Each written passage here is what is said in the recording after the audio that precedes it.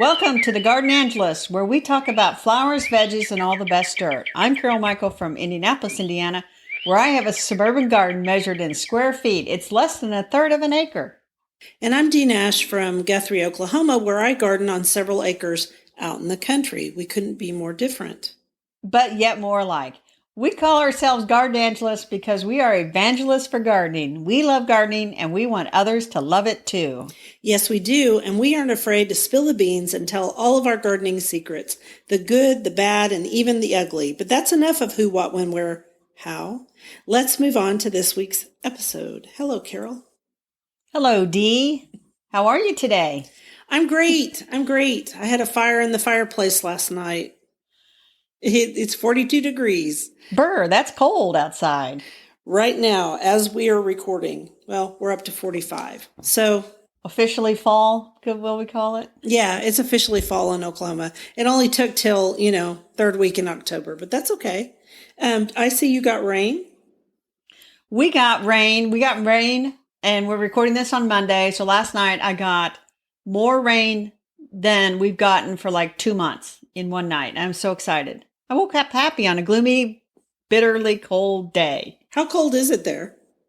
It's not that cold now. It's 47. Yeah, so we're the same, really. I'm 45, You're 47. It's pretty cold. I'll probably go out and walk after we do this because we should tell people the technical side of things did not go well this morning for the Garden Angelus. No. And we're having a little stress, but we're back. We're back up. So I did want to say that I got our garden commission done, which we had to carry over to a second week because you didn't get it done. That was to clean out the vegetable garden. Yeah, well. Got the corn all out of there yesterday. Good for you. Good job. So I'm feeling all kind of pleased with myself. And I've mowed up leaves on Saturday. And so I have maybe three of 6 beds covered with leaves. So I'm feeling well ahead of the game. Knock on wood, it'll continue. I still have not pulled everything out of the vegetable garden or the cutting garden, which we're going to have to redo the cutting gardens. I don't think we've talked about that, but that could be another day. I worked all week. Yes, you did. We don't want people to think that you are the lazier of the two of us.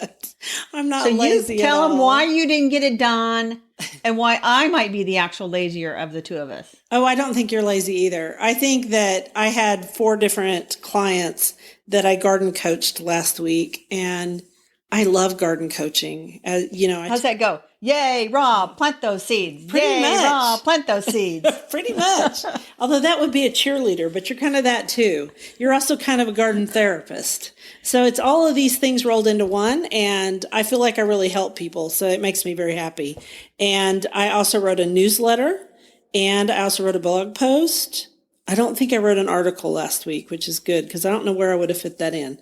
You wrote a newsletter. I wrote a newsletter. I wrote a blog post. I do some back end writing for Burpee where I do a to-do list for garden zones 5, 6. Right. And a blog post every month. But I just thought of how a garden coach would go. They go, hustle, hustle, hustle. Get down there. Plant those seeds. What are you waiting on? Cut. That needs to be cut off. Come on. Hustle, hustle, hustle. No, it's much more gentle than that. Don't you dare tell people I do that. I am not sporty, so I wouldn't do that anyway. So we were both busy this week, but we're here now and we want to talk. Well, first we want to do a quote. So why don't you do it? You picked it out. I did pick it out. Here's the quote. One cannot collect all the beautiful shells on the beach. One can collect only a few, and they are more beautiful if they are few. By Anne Morrow Lindbergh. And we kind of think that that's from her book that she wrote, Gifts from the Sea. Yes, which we have both read, although it's been a long time. I read that in my 20s, my late 20s.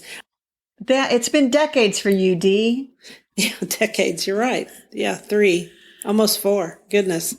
So it took me a minute to understand why you picked this quote for our flower, but I got it now. Our flower is Cosmos, which is an annual, and we thought it would be nice to talk about it because they are late blooming, more so than many other plants. And sort of when fall comes, they bloom their full heads off, although we did recognize that they get big and floppy. Flop, flop, flop. Yeah, and this year I sowed some seeds because I did an annual mix up in the pasture too, along with the natives, so that I'd have some color. And one of the seeds groups were cosmos. And up there, they didn't get floppy. And I think it's because, A, they're planted next to native grasses, and the grasses help hold them up. But also, I think it's because the soil is so lean up there. They don't get floppy, not enough nitrogen to get floppy. And it's interesting that cosmos, according to the Botanical Interest website, and we'll link to their seeds, means ordered universe or harmony, which relates to the symmetry of the flowers. And because if people want like marching little soldiers of flowers, cosmos will not behave that way. No, they're airy and beautiful, and I even like the foliage. The only problem I have with cosmos is they're really shallow rooted, and so they fall over in the Oklahoma winds sometimes. So you need to plant them with something that'll kind of hold them up, like zinnias. When the zinnias are about done, the cosmos do their thing. Sometimes they bloom together, and I think I'm going to post on Instagram a picture of them blooming together, and then talk about our podcast this week. And then I think that I'm going to put on my list to get some cosmos seeds to plant amongst my zinnias in the back. I think you should. And you want the reason you picked out the shells, the seashells, is because one of my favorite varieties of cosmos is called seashells or seashell mixed. Mm-hmm. And the petals are like fluted little tubes, like a seashell. Mm-hmm. They are beautiful, and I've grown them many times. And I also like a variety called rubenza. And rubenza isn't always easy to find, but it's a really dark shade. And it looks really good with the darker kind of carmine zinnias. So that's what I grew last year. And this year, I just threw them up in the upper pasture. And I think I'm going to do that again because that's a good late pollinator plant too. It is. And there is a dwarf variety, and I have not grown the dwarf. I've just grown like seashells, the big ones. Mm-hmm. And then there's also some that are orange and yellow. And now they've separated those colors. So if you don't want that orange, that shade of orange, or if you do, you can get yellow or orange now. They're shaped a little bit different than the large cosmos. Have you never grown the yellow ones? I have not. I always think of cosmos as pinks and whites. I never think of them as yellow and orange, but I know they're out there. Yeah, and the leaves are a little bit different too. In fact, I think that their botanical name is different. I'm looking it up while we're talking. Okay, you talk about that, and then it is different. It is different. Okay. It's sulphureus, Cosmos sulphureus for the yellow and orange ones. Sulfur. That makes sense. Sulfur cosmos. And then aren't the other ones like bipinnatus or something like that? That makes sense as well. Yeah, it's bipinnatus. They do thrive without a lot of water, so they tolerate dry conditions. They don't like to be fussed with. I mean, if you like to fuss with your plants, don't get cosmos. No. If you like to just throw the seed out, let them grow, and then be surprised later in the summer by beautiful flowers, cosmos is your plant. And this is another interesting thing. According to Aggie Horticulture, which is from, I assume it's from Texas, but the cosmos, there's 20 varieties. There's 20 known species of them. But the ones most familiar to gardeners are sulphureus and bipinnatus. And so they're the easy ones to grow. And also they have different leaf, just what I said, different leaf structure, different flower color. We will link to this because this is a very interesting article on cosmos. Okay. And then when we get to books, I'm going to talk about cosmos again. But I'm ready for another quote. Cool. Go for it. I trust in nature for the stable laws of beauty and utility. Spring shall plant and autumn garner to the end of time.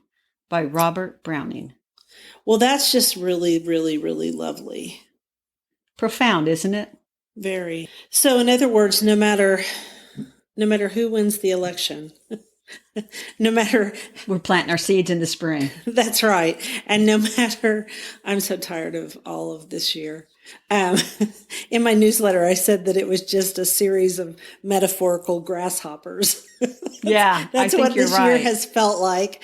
No matter what happens this year, all gardeners will be planting seeds in the spring. And there's That's something right. really, the seasons will turn, leaves will fall from the trees. It'll be okay.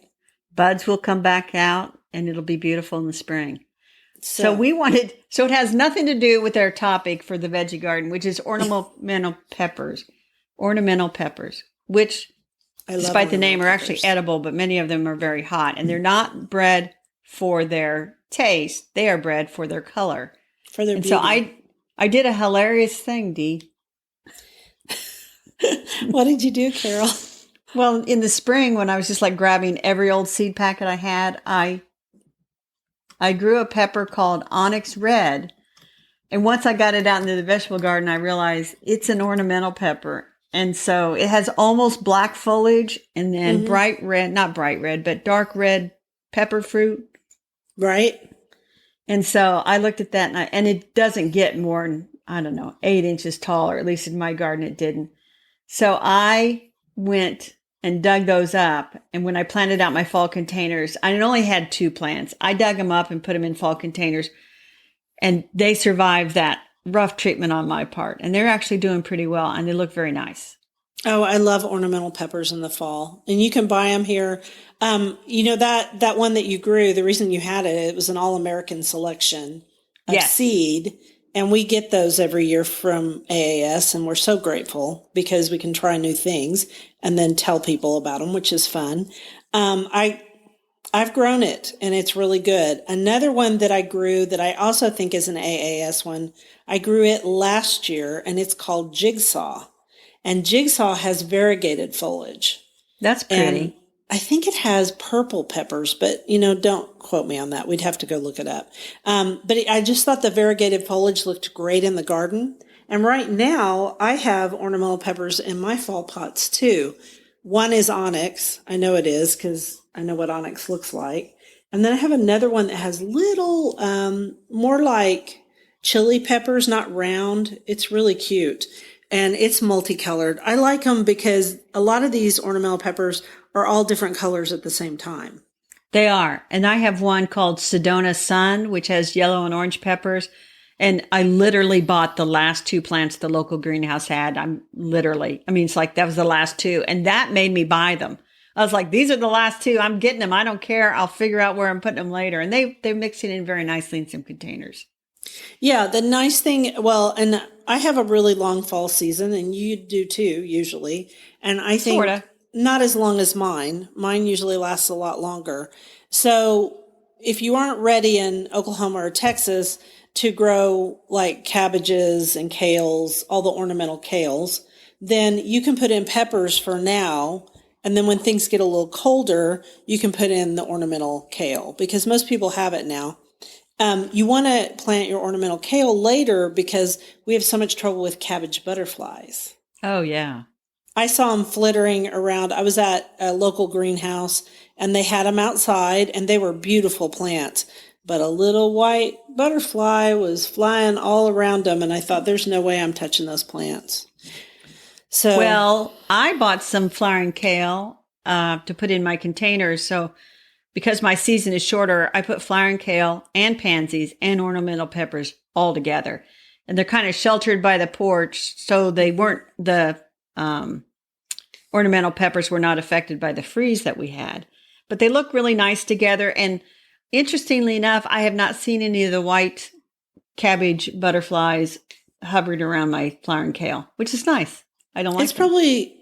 yeah, I don't like them either. It's probably too late in the season. That's another reason that it's good to grow cole crops in Oklahoma in the fall.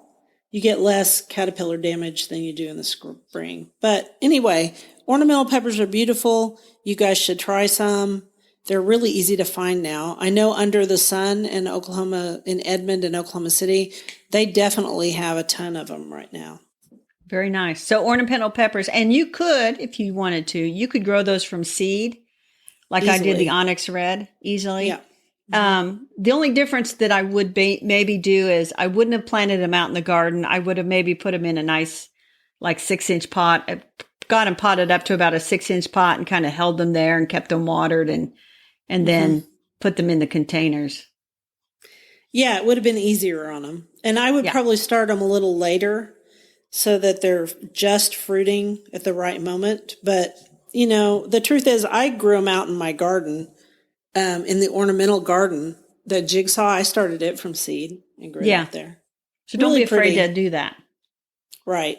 So you want to do our next quote or you want me to do it? I do want to do our next quote. Ties into all the whole book thing. Okay, you do it. You're the one that read it. But so long as a garden like this can exist and be tended by such a gardener, we may feel confident of the security of our civilization. Written by Julian Hawthorne in the San Francisco Examiner when he was writing about the gardens of Theodosia Burr Shepherd in the early 1900s. So I had never heard of Theodosia, and I don't know how I hadn't heard of her, but you're going to tell us all about her when you talk about the book, which is on our bookshelf this week. So there are 2 books on the bookshelf. So this summer, I read a book by Eric Grinnell called A History of Zinnias. And this thing is in depth, the history of zinnias. And he leaves no stone unturned of how we got from a wildflower in Mexico that was virtually unnoticed by early explorers to the wide variety of plants that we have today. Yeah, because there's a ton of zinnias out there. There are. And this book is so thorough that the appendix, the appendices, and the notes take up 100 pages. I kind of thought I wanted to read it, but I'm not so sure now. Well, I think if you were into zinnias and you can recognize that it's got a lot of history and there's a lot of technical details and things, it would be a good book for somebody that's really into zinnias. Well, I love zinnias, but I love them because they're easy and I don't have to work at it too hard. I'll be honest. That's true. That's what I love about them. But I have a question. Yes. How did we get from a Mexican wildflower to, say, Zinnia elegans, which is not to be confused with the other zinnias? Lots of breeding by lots of seed companies in the United States and over in Europe. That's how. And so then what you really want to know is how I got to Theodosia Shepherd, who is called the Flower Wizard of California. And they credit her with sort of starting the seed industry in California. Especially the floral seed industry, it seems like. Yes. She was like the female version of Luther Burbank. Right. And so I got very interested because he just has a brief mention of her. So I thought, what? A female Luther Burbank? Why have we not heard of this? Yeah, so I discovered another book called Theodosia, The Flower Wizard of California by Myrtle Shepherd Francis. And Myrtle was her daughter, and she wrote this book around 1940, and it mostly existed in like a university archive. Right. But then her great-great-grandchild or somebody in the family published it in 2014. And they published it with very light editing. So, you really get a glimpse of what life was like for Theo, as she liked to be called. She was born before the Civil War, and her husband served in the Civil War, and then he came back to Iowa, and then shortly after they got married, they took off for the California and ended up in the Ventura area. Which is a great area. Great area. No frost. And so he tried to run a newspaper, and they never had much money, and they had like 4 kids. And so she started collecting California wildflowers and things and pressing them and different things and sending them east and trading them for clothes for her kids. Wow. And then from there, and she always loved plants and gardening. And from there, she kind of started to grow stuff, and she started to grow seeds for the seedsmen back in the East Coast, including Burpee and another seedman named Peter Henderson seeds. Yeah, Henderson seeds. I know the history of him. I know a little bit about it. So I read a little bit about her online, and part of her garden still exists in Ventura. Very small part of it. It's tiny part. the library parking lot. Where her home was is now where apparently the library is, and in that parking lot's a little spot of garden and a little plaque. Mm-hmm. But people would come from far and wide to visit her garden, and this woman never made much money because she was not a very good businesswoman. Yeah. And people came from far and wide to see the garden, and everybody thought it was beautiful. She loved the rare exotic plants. And then she would... Mm-hmm. She grew a lot of tropicals. Yes. And then people would... She'd hire gardeners. They would get interested, and then they go get land and start growing seeds in mass and make a lot of money. And she's still puttering around with all her exotics and things. She did a ton of begonia breeding. She and her husband had some different ideas about things. I'll just say. Okay. Just, So are you saying that possibly this book might be somewhat controversial to today's readers because it was written in the 40s? No, I'm saying, well, it could be because the author tries to, when people try to write like how people sound their dialect. Oh, dialects? And that drives me crazy. Really well, there were a lot of Chinese men and women that worked for people, and she would try to write this Chinese dialect of them trying to speak English. Work very well. That's not going to go over well in the 21st century. But you got to remember it was written in 1940. I did find it interesting that the men from China that worked for her, when they thought they were nearing the end of their life and were going to die, they would go back to China to die. They did not want to be buried in foreign soil. Right. They want to be buried in their homeland. I don't know why that is, but it must have something to do with their faith. But anyway, it was an interesting biography, and from the movement west of people and the hardships they endured. I mean, just how they got water in the very beginning was crazy. It's still that way. It's still that way in California. They had to buy water from a guy from there. They had to buy water. A guy would come by and sell them water in the barrel. And then eventually they got it almost sounded like an open trough that delivered water. And I kept thinking, why are they not sick all the time? Because this water sounded horrible. And they were sick a lot. Well, California still buys a lot of its water, different sections of California. It buys it from other states. In fact, when we were in, it buys some of its electricity too. But anyway, so I have a question about it. Why don't we know more about Theodosia? Because she was female? Is that what it was? Or was it because she wasn't successful? You know what? This is way beyond this podcast. I will tell you that if you grow the Heavenly Blue Morning Glory, I have. That is Theodosia's introduction. Well, that's awesome. We should all next year grow Heavenly Blue Morning Glory in honor of Theodosia. Exactly. You had a very difficult time, but persevered, and she just loved plants. That's the end of the story. She loved plants. Awesome. So our dirt is about a different type of written thing. It's about calendars. Yes. Calendars. And the one thing about calendars sort of related is the Old Farmer's 2021 Almanac is out, and I buy one every year. I do not. I do not like the Farmer's Almanac. It bothers me, but I'm glad you like it. Well, I started buying them years ago, and then it's like I got a whole row of them in my den, and I think the articles are kind of cute.